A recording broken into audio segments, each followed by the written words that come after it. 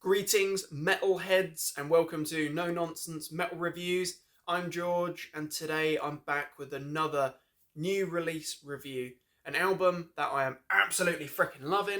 It's been out for a few weeks now, and it has been on pretty much daily rotation since then. And this particular article is the beautiful Afterlifelines, a stunning album from German kind of heavy metal, speed metal, thrash metal legends, the mighty Rage. Album number 25. 25 albums in under the name of Rage. Technically album number 26, as I would certainly consider it, and I think the majority would, as that first album from Pevi and Company was released under the title Avenger. So for a short while, Rage existed as Avenger before having a name change, and since then has produced 26 unique and freaking powerful albums. And Afterlifelines is a superb continuation. So the Mighty Rage, in my opinion, are a very difficult band to pinpoint exactly what they are. They combine elements of heavy metal, thrash metal, speed metal. In some quarters, I've heard reference to power metal as well. But they are a very unique band. They're a really interesting mix. No, it's definitely not black metal, death metal, grindcore, but it's a good mix of traditional metal, speed metal, thrash metal, all that good stuff. And Rage certainly do have a very distinctive sound and style as well. It's an interesting style. Tons of hooks in there, but also crushing riffs and thrashing sections. They've got a good formula. And Rage are also criminally underrated, in my opinion. They don't get talked about enough. They've been around since the early 80s, as I say, existing as Avenger for a short while before changing their name to Rage. But they don't get nearly enough love and appreciation because they've got some absolutely stunning albums in their catalogue. And this is, Afterlifelines is definitely up there. They've gone through a few lineup changes and they've done a few different experimental things over the years. They've worked closely with the Lingua Mortis Orchestra, and that continuation, that kind of collaboration continues with Afterlifelines. But they've done a lot of different things. They've really experimented, pushed the boundaries of heavy metal, and really gone out there. And I would say if you're not familiar with Rage, then you absolutely need to acquaint yourself with some of their absolute benchmark albums. So they've got some cracking stuff. But we're focusing on Afterlifelines here, and it's a brilliant album. What I will say is that there has been a few sort of changes in lineup over the last however many years, but Rage have been on an exceptionally high standard, a really exceptional quality run, and really working at that top level for the last however many years, but certainly the last maybe 3 releases. So the most recent release was 2022, and it was the Spreading the Plague EP, which I thought was an absolutely fantastic little gap filler there. Some really quality tracks on there.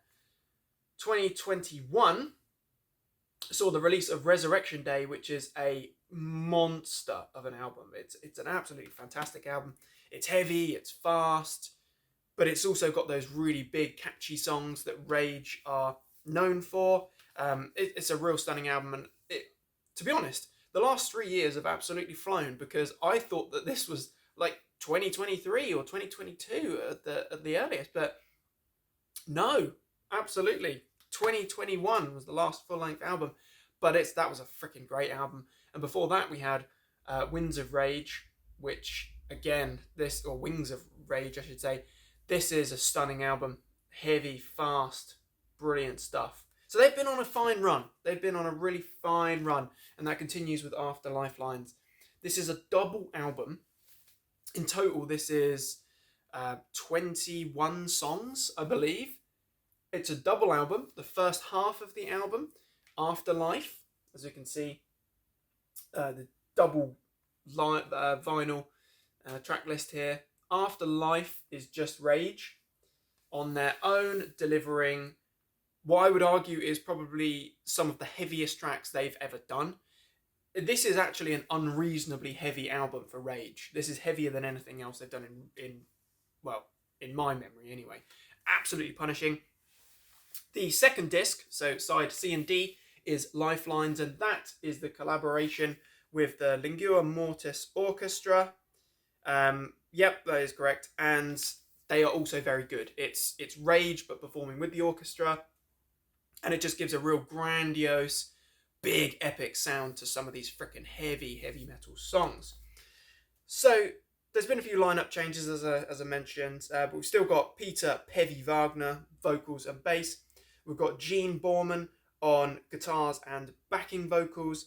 And then we've got Lucky, I'm not going to butcher the pronunciation of his name, but we've got Lucky on drums and backing vocals as well. And there's some guest musician contributions also.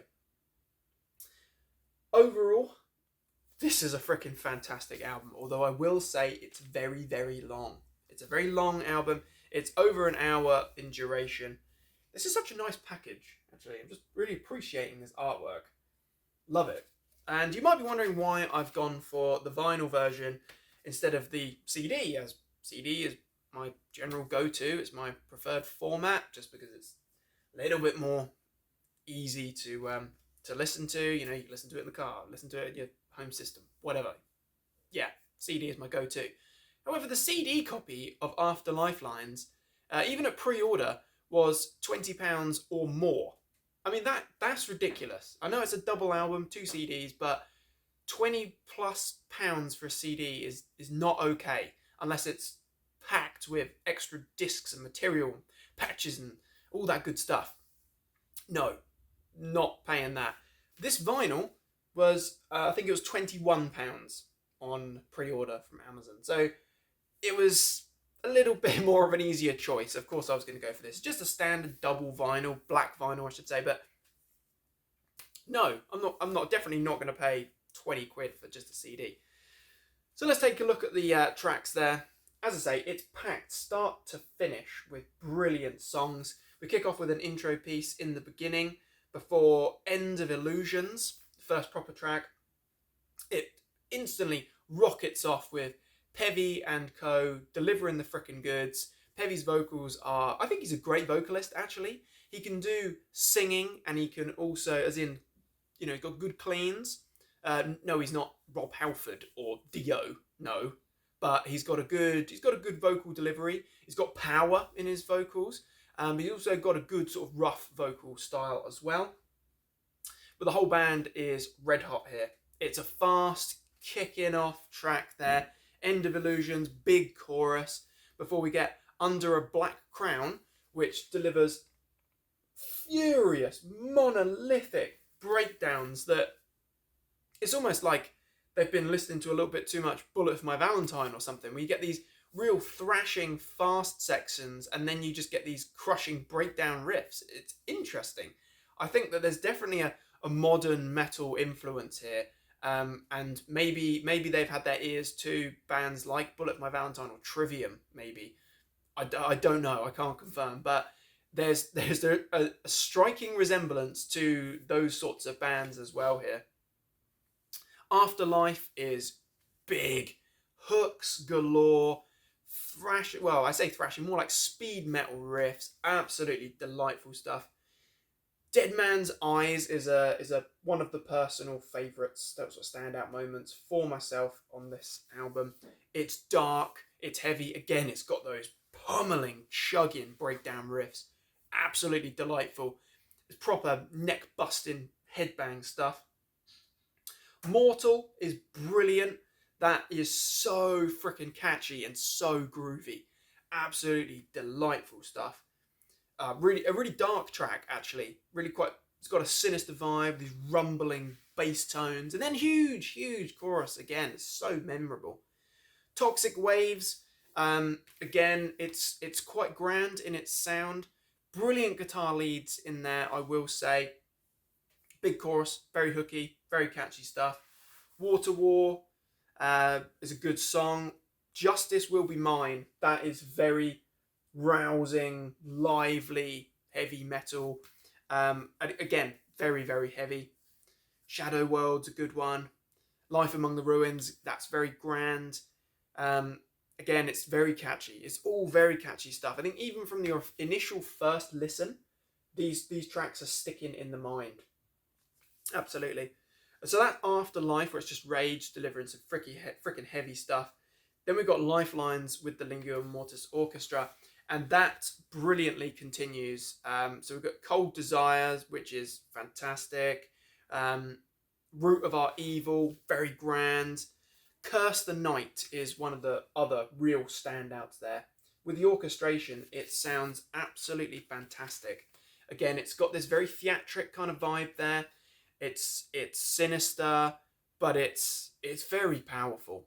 It's very good stuff. And that combination of the orchestral elements and the sheer weight of metallic rage is a perfect combination. Absolutely stunning.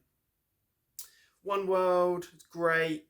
I'm trying to think of some other real highlights from that second part. I think the first disc is definitely, or the first, Afterlife, that section of the whole album is definitely the strongest in my opinion, but the whole album is very good.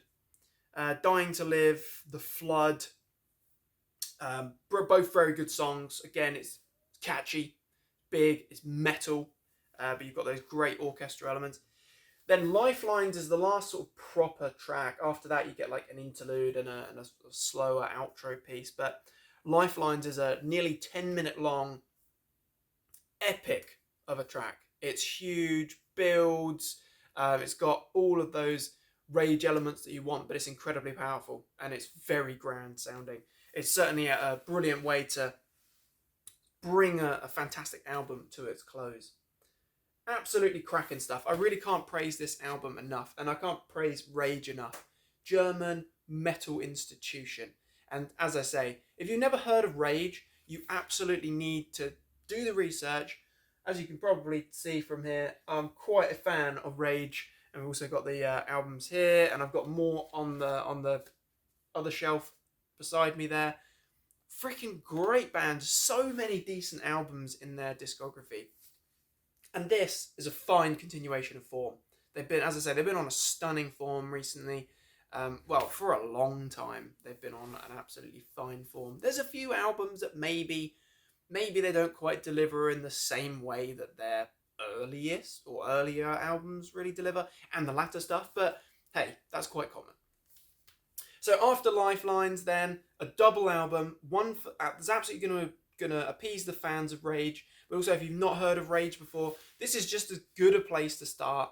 I would definitely recommend checking out the following. So you want to check out Under a Black Crown, because that is fantastic.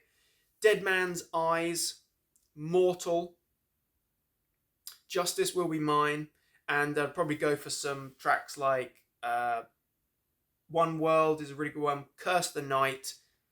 And to be honest, just listen to the whole freaking album. I can't even pick. I'm just trying to pick like a handful, but definitely Under a Black Crown, Mortal, and Curse the Night. If I really had to be tough on myself and just pick three.